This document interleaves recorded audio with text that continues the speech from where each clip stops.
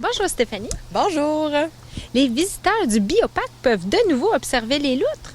Oui, donc ce printemps, on a reçu un couple de loutres, Andy et Regan, qui ont été quelque temps au service animalier, le temps de s'habituer, le temps de voir comment qu'elle allait. Puis depuis le début de l'été, les gens peuvent les voir ici dans l'habitat. C'est certain qu'elles sont encore en mode adaptation, donc c'est pas systématique qu'on va les voir si on vient les voir dans l'habitat, mais en étant patient à l'occasion, elles sortent, elles viennent nous voir. Puis là, avec les températures un peu plus fraîches de l'automne, avec les entraînements qu'on a eu cet été, bien, elles sont un peu plus habituées et c'est l'automne qu'on a le plus de chances de les voir.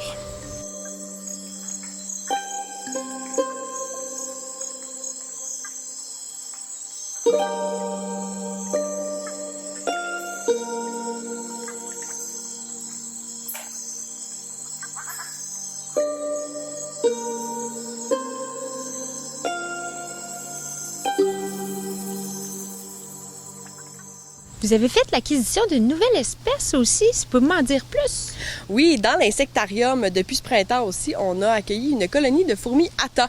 Donc, c'est des fourmis des fourmis coupe-feuilles, donc, qui vont découper avec leur mandibule des morceaux de feuilles, ramener ça à la colonie pour élever du champignon duquel elles se nourrissent. Donc, les gens peuvent venir les voir travailler incessamment comme ça toute la journée à découper et transporter des feuilles.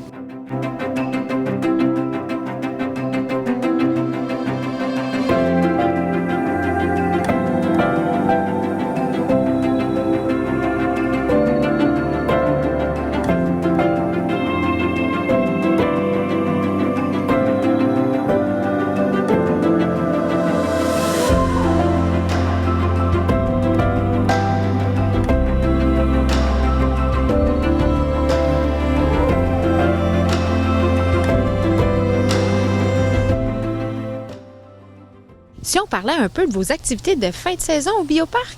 Oui, donc on a plusieurs activités là avant qu'on ferme. On va avoir le samedi 28 septembre un safari photo. Donc les gens vont pouvoir faire une visite VIP tôt le matin à partir de 7 heures.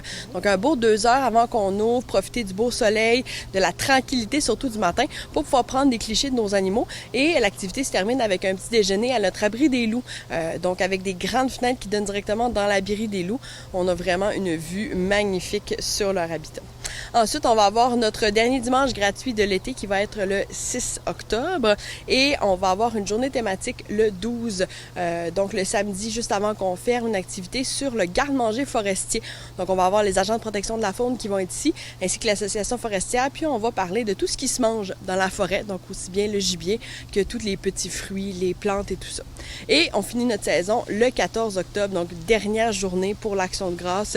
On ferme cette journée-là pour la saison, mais ça ne veut pas dire qu'il ne se passera rien au Bioparc par la suite. Bien, c'est ça, les employés, ils continuent à travailler, je pense, hein? Effectivement, donc on est là près d'une quinzaine qui gardent leur poste pour toute l'année.